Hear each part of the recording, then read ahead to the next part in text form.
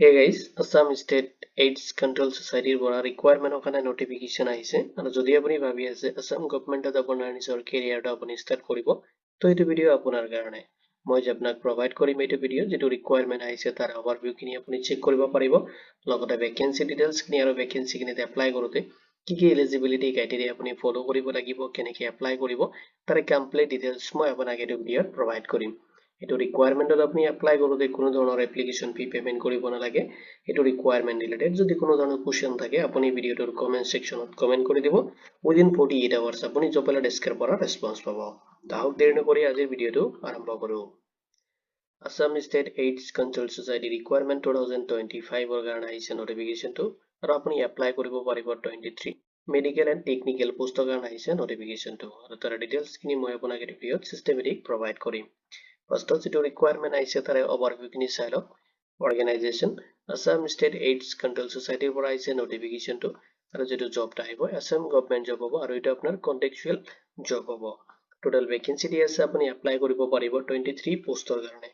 job location টো আপোনাৰ গুৱাহাটীত হ'ব and আপোনাৰ district wise vacancy খিনি divide কৰি দিয়া আছে লগতে আপোনাৰ পোষ্ট খিনিত এপ্লাই কৰোতে যেটো কোৱালিফিকেশন বিচাৰিছে যদি আপুনি গ্ৰেজুৱেট বা পোষ্ট গ্ৰেজুৱেট বা এমবিবিএছ ডিগ্ৰী আপুনি কমপ্লিট কৰিছে তেতিয়া হলে আপুনি পোষ্ট খিনিৰ কাৰণে এলিজিবল হ'ব এপ্লাই যেটো মোড হয় আপুনি অনলাইনত কৰিব লাগিব আপুনি গুগল জি ফৰ্ম যেটো হয় মানে গুগল ফৰ্মৰ থ্ৰু আপোনাৰ এপ্লিকেশনটো সাবমিট কৰিব পাৰিব প্লাস আপুনি মেইলতো কৰিব পাৰিব যেটো আপোনাৰ কাৰণে ইজি হয় সেইটো প্ৰসেছত আপুনি এপ্লাই কৰিব পাৰিব এইখিনি ডিটেইলছ মই আপোনাক এই ভিডিওতে প্ৰভাইড কৰিম এতিয়া চাই লওক ভেকেন্সি ডিটেইলছ লগতে আপোনাৰ ভেকেন্সি খিনিত এপ্লাই কৰোতে কি এলিজিবিলিটি ক্ৰাইটেৰিয়া আপুনি ফলো কৰিব লাগিব তাৰ ডিটেইলছ খিনি এতিয়া সিস্টেমেটিক আপুনি চেক কৰিব পাৰিব এতিয়া চাই লওক ক্লাষ্টাৰ প্ৰগ্ৰাম মেনেজাৰৰ কাৰণে পোষ্ট আছে যত আপোনাৰ নাম্বাৰ অফ পোষ্ট দি আছে 1 পোষ্ট যত ৰিজাৰ্ভেশন ক্যাটেগৰি আছে যত ওবিসি এণ্ড এমওবিসি ক্যান্ডিডেট হ'বলৈ এলিজিবল হ'ব আৰু স্যালাৰি আপোনাৰ 50680 rupees আপুনি পাৰ মান্থ ৰিসিভ কৰিব কোৱালিফিকেশন বিচাৰিছে যদি জেনাৰেল এমবিবিএছ ডিগ্ৰীটো আপুনি কমপ্লিট কৰিছে তো মেডিকেলত হয় গ্ৰেজুৱেচন ডিগ্ৰী যদি আপুনি কমপ্লিট কৰিছে অৰ দি আছে যদি আপুনি master of public health social work বা সোশিয়োলজি সাইকোলজি বা সোশিয়েল সায়েন্সত আপোনাৰ কোৰ্সটো আপুনি কমপ্লিট কৰিছে তেতিয়া হলে আপুনি এলিজিবল হ'ব লগতে এক্সপেৰিয়েন্স বিচাৰিছে মিনিমাম আপোনাৰ 7 ইয়াৰ্স এক্সপেৰিয়েন্স থাকিব লাগিব তো পাব্লিক হেল্থ সেক্টৰত তেতিয়া হলে আপুনি এলিজিবল হ'ব এজ লিমিটটো দি আছে যেটো ম্যাক্সিমাম এজ হয় এটা আপুনি 62 ইয়াৰ্স লৈ কিনে এপ্লাই কৰিব পাৰিব নেক্সট যেটো পোষ্ট আছে আপোনাৰ ডেপুটি ডাইৰেক্টৰ যেটো আপোনাৰ ভেৰিয়াস স্ট্ৰিম ওয়াইজ আপোনাৰ ডেপুটি ডাইৰেক্টৰ পোষ্টৰ কাৰণে আহিছে নোটিফিকেশন যিখিনি স্ট্ৰিম ওয়াইজ এভেইলেবল আছে যত আপোনাৰ ব্লাড সেফটি এণ্ড ডকুমেন্টেশন যত আপোনাৰ 1 পোষ্ট আছে যত আপোনাৰ ডেপুটি ডাইৰেক্টৰ পোষ্ট আছে নেক্সট আপোনাৰ কেয়াৰ এণ্ড সাপোৰ্ট ট্ৰিটমেন্টৰ কাৰণে আছে 1 পোষ্ট নেক্সট আপোনাৰ ল্যাবৰেটৰী সাৰ্ভিস যত 1 পোষ্ট আছে নেক্সট আপোনাৰ ষ্টেটিষ্টিক্স ইনফৰমেশন যত আপোনাৰ 1 পোষ্ট আছে এটা আপোনাৰ যেটো স্যালাৰি স্ট্ৰাকচাৰ খিনি দি আছে আপুনি স্যালাৰি ৰিসিভ কৰিব 50680 rupees এটো আপুনি পাৰ মান্থ ৰিসিভ কৰিব আৰু যিখিনি আপোনাৰ ডেপুটি ডাইৰেক্টৰ পোষ্ট আছে এইখিনি ষ্টাফত আপোনাৰ অল ক্যাটেগৰিতে আপুনি 50680 rupees আপুনি ৰিসিভ কৰিব কোৱালিফিকেশনটো বিচাৰিছে যদি আপুনি মেডিকেল ডিগ্ৰী কৰিছে বা মাষ্টাৰ ডিগ্ৰী কৰিছে পাব্লিক হেল্থ অৰ সোশিয়েল সায়েন্সেস তেতিয়া হলে আপুনি এলিজিবল হ'ব নেক্সট যেটা আপোনাৰ পোষ্ট দি আছে ল্যাবৰেটৰী সাৰ্ভিসৰ কাৰণে তাতে আপোনাৰ বিচাৰিছে আপুনি মাষ্টাৰ ডিগ্ৰী যদি কমপ্লিট কৰিছে সায়েন্সৰ পৰা লগতে আপোনাৰ চাইছে লাইফ সায়েন্স যেটো আছে তাতে যদি আপুনি কমপ্লিট কৰিছে কোৰ্সটো বা বিটেক আপুনি কৰিছে বা পিএইচডি কৰিছে তেতিয়া হলে আপুনি এইটো পোষ্টৰ কাৰণে এলিজিবল হ'ব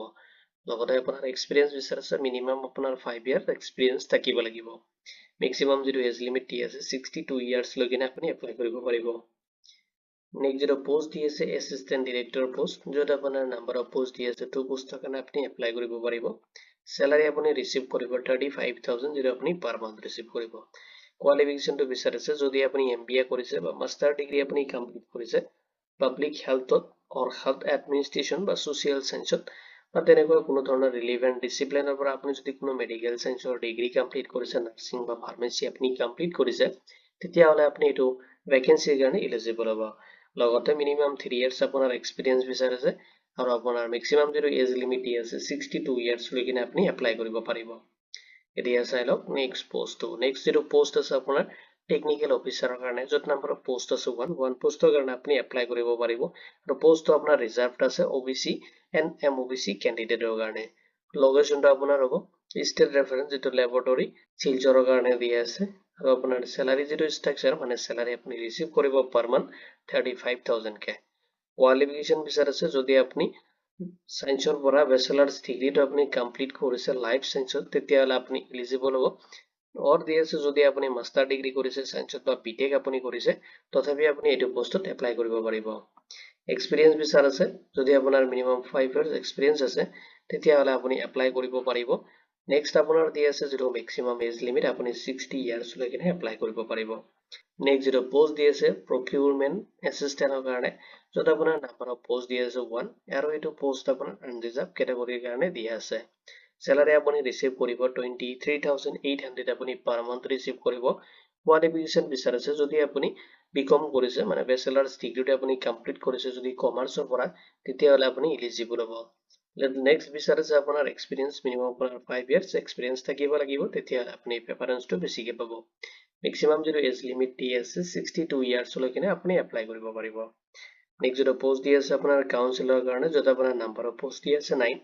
আৰু আপোনাৰ যেটো জব লোকেশন দি আছে যেটো আপোনাৰ ডিস্ট্ৰিক্ট লেভেলত হ'ব আপোনাৰ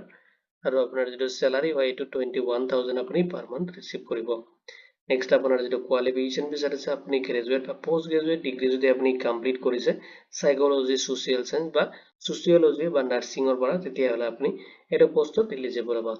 এক্সপেৰিয়েন্স বিচাৰিছে যদি আপুনি গ্ৰেজুৱেট কৰিছে তেতিয়াহলে আপোনাৰ 3 ইয়াৰ্স এক্সপেৰিয়েন্স লাগিব যদি আপুনি পোষ্ট গ্ৰেজুৱেট ডিগ্ৰী কৰিছে তেতিয়াহলে আপোনাৰ যদি এক্সপেৰিয়েন্স নাথাকে আপুনি যদি ফ্ৰেচাৰ্স ক্যান্ডিডেট হয় তথাপি আপুনি এপ্লাই কৰিব পাৰিব ম্যাক্সিমাম যেটো এজ লিমিট দি আছে 60 ইয়াৰ্স লৈকে আপুনি এপ্লাই কৰিব পাৰিব নেক্সট যেটো পোষ্ট দি আছে ল্যাবৰেটৰী টেকনিশিয়ান যত নাম্বাৰ অফ পোষ্ট আছে 5 আৰু আপোনাৰ যেটো লোকেশন দি আছে ডিস্ট্ৰিক্ট লেভেলত হ'ব আপোনাৰ যেটো জব হয় আৰু স্যালাৰিটো দি আছে 21000 আপুনি পাৰ মান্থ ৰিসিভ কৰিব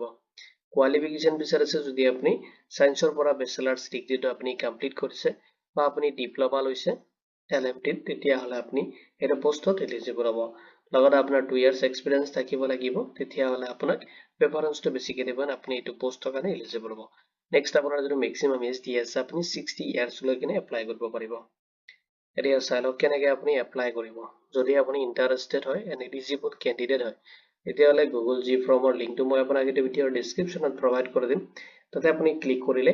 গুগল জি ফৰ্ম যেটো হয় এটা আপুনি সাবমিট কৰিব পাৰিব যত আপোনাৰ বেসিক কিছুমান ডিটেইলছ তাতে ফিল আপ কৰিব লগতে আপোনাৰ বায়োডাটা খিনি আপুনি আপলোড কৰিব পাৰিব নেক্সট আৰু এটা স্টেপ আছে আপুনি ভালকে আপোনাৰ সিভি বা ৰিজ্যুমে এটা বনাই ল'ব লগতে আপোনাৰ যিখিনি এডুকেশনাল ডকুমেন্টছ আছে লগতে এক্সপেৰিয়েন্স মানে ডকুমেন্টছ খিনি আপুনি তাতে এটাচ কৰিব লগতে আপোনাৰ আইডি প্ৰুফ আৰু এড্ৰেছ প্ৰুফ এজ প্ৰুফ খিনি আপুনি এড কৰিব কৰি কিনে আপুনি এইটো মেইল আইডি আপুনি নোট কৰি ল'ব পাৰে এইটো মেইল আইডিত আপুনি মেইল কৰি দিব লাগিব আৰু মেইল কৰাৰ পিছত আপোনাৰ যেটো এপ্লিকেশন হয় এটো সাবমিট হৈ যাব আৰু যেটো সাবজেক্ট লাইন থাকে আপুনি মেইল কৰোতে তাতে আপুনি কোনটো পোষ্টৰ কাৰণে এপ্লাই কৰি আছে এটো পোষ্ট নেমটো তাতে আপুনি লিখি দিব এতিয়া চালক ইম্পৰ্টেন্ট নোট এটা দিয়া আছে আপুনি কোনো ধৰণৰ ফিজিক্যাল ডকুমেন্টছ বা হাৰ্ড কপি আপুনি তাতে সাবমিট কৰিব নালাগে যদি আপুনি গুগল জি ফৰ্মত সাবমিট কৰিছে তথাপি আপোনাৰ এপ্লিকেশন হৈ যাব এপ্লাই লগতে যদি আপুনি মেইলত কৰিছে তথাপি হৈ যাব যিকোনো এটা প্ৰসেস আপুনি ইউজ কৰি কিনে আপোনাৰ এপ্লিকেশনটো আপুনি কৰি দিব নেক্সট আপুনি কোনো ধৰণৰ হাৰ্ড কপি তাতে সাবমিট কৰিব নালাগে এতিয়া চাইলক ইম্পৰ্টেন্ট ডেটছ খিনি অফিচিয়েল যেটো নোটিফিকেশন এটো ডিসেম্বৰ 2025 ত ৰিলিজ হৈছে আৰু লাষ্ট আপুনি 27 ডিসেম্বৰ 2025 লৈকে এপ্লাই কৰিব পাৰিব